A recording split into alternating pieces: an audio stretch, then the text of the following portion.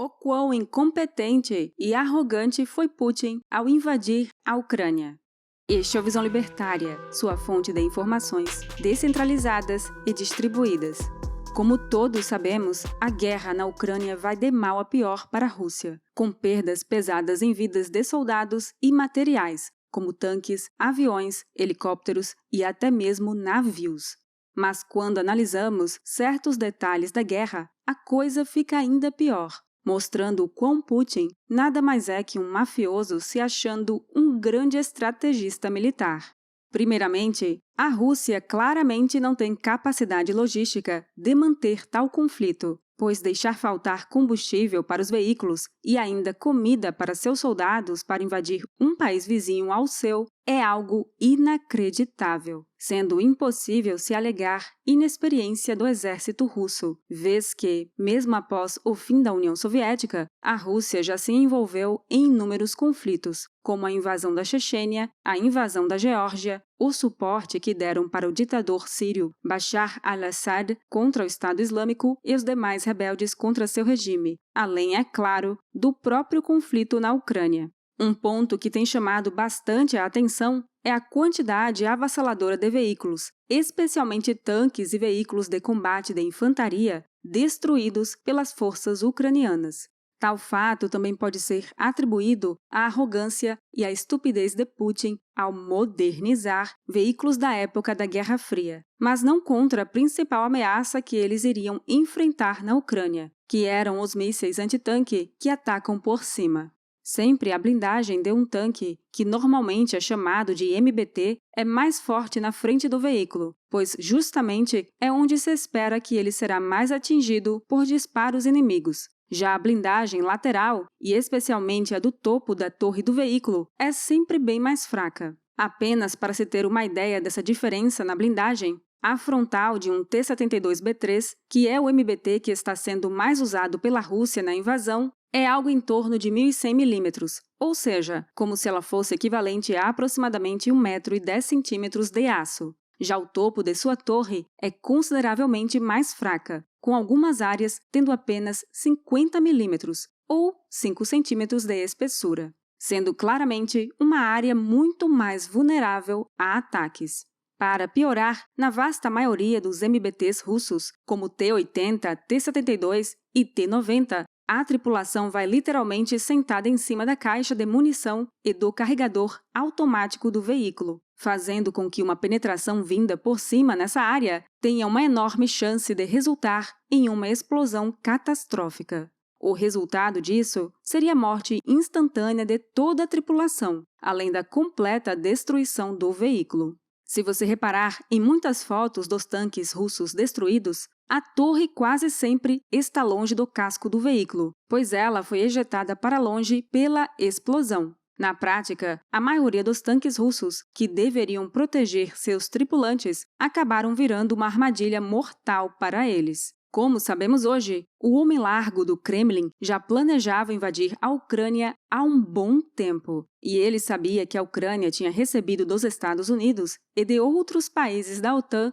mísseis Javelin e NLAW, que são do tipo ataque por cima, fáceis de usar e muito precisos, sendo os principais responsáveis pela destruição de tantos tanques russos. Praticamente, a única proteção realmente efetiva que qualquer veículo pode ter contra esse tipo de ameaça é um sistema de proteção ativa, que consiste, basicamente, em um sistema que detecta o míssil se aproximando do blindado e o explode no ar com uma granada disparada em sua direção, detonada remotamente a uma distância segura. Ironicamente, a União Soviética foi o primeiro país a ter esse sistema no mundo conhecido como Drozd, na década de 80, mas que não foi muito implementado entre a frota blindada soviética, resultado que a Rússia, ao invadir a Chechênia, sofreu pesadas perdas entre os blindados no início da década de 90. Devido a tais baixas, fora desenvolvido um sistema ainda mais avançado que protegesse o blindado até contra-ataques que viessem de cima, chamado Arena.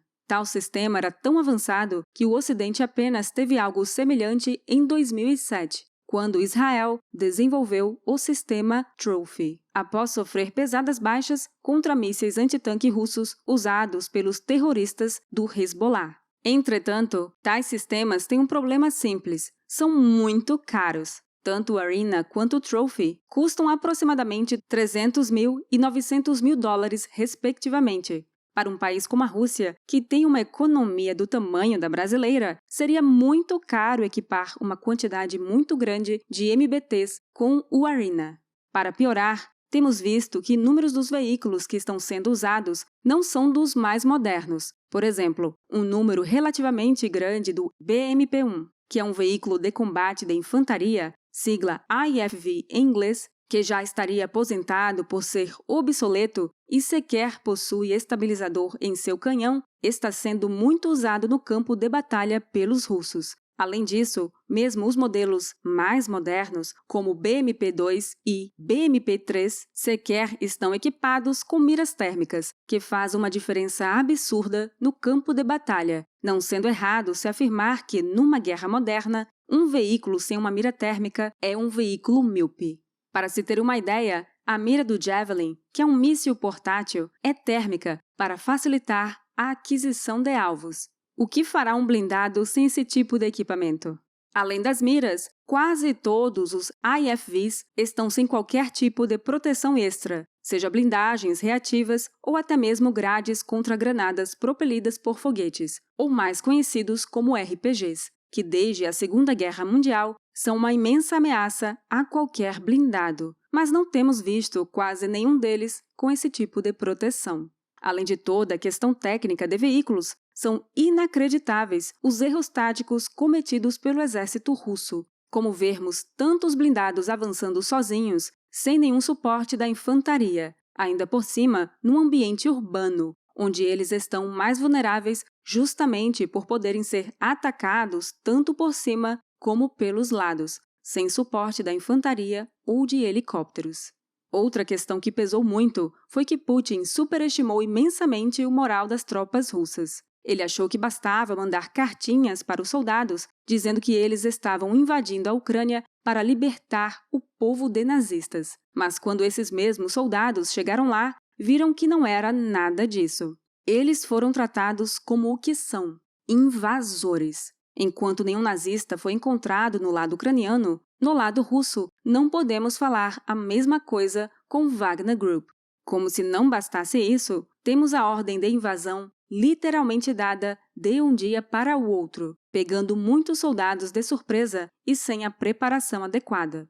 Pior ainda, toda a cadeia logística russa também foi pega de surpresa, além de todos os problemas como corrupção, burocracias e pura ineficiência, assunto que já foi abordado no canal. Putin fez um enorme plano de guerra baseado em uma premissa: o presidente ucraniano ia fugir e o país desmoronaria logo em seguida. Tal fato é tão óbvio que nos primeiros dias de invasão não foi usada artilharia e colunas de tanques foram paradas por protestos de civis. Coisas que jamais aconteceriam em uma invasão militar normal caso o outro lado não estivesse realmente esperando um conflito de verdade.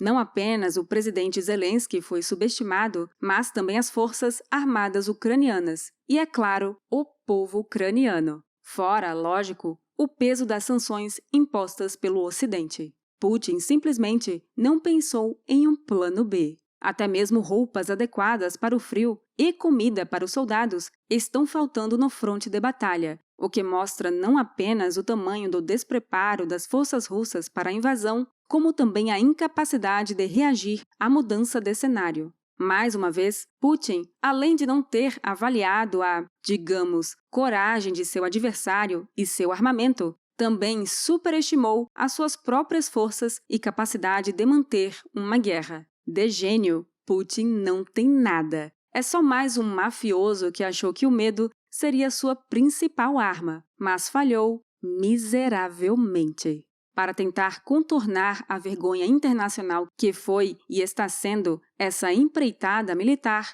agora Putin quer dizer que apenas estava interessado no sul da Ucrânia. De fato, chega a ser inacreditável que a suposta segunda potência militar do mundo além de não estar mais conseguindo avançar mais 1 metro, está perdendo territórios e cidades para contraofensivas ucranianas.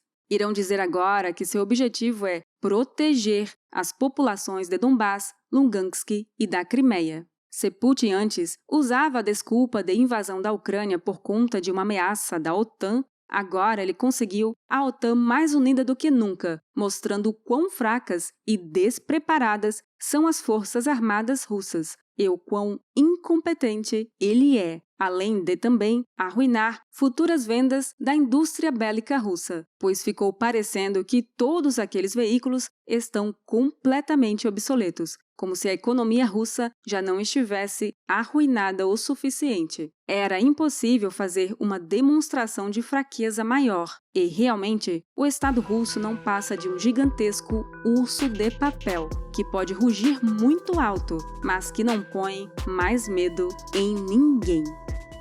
Obrigada por sua audiência! Este artigo foi sugerido e escrito por Giuseppe, revisado por Donda e narrado por Baby Yoda. Se você gosta do nosso conteúdo, inscreva-se no canal e clique no ícone de campainha para não perder os próximos vídeos. Se você quiser contribuir com o canal e sugerir uma pauta, vá ao nosso site visãolibertaria.com. Até a próxima!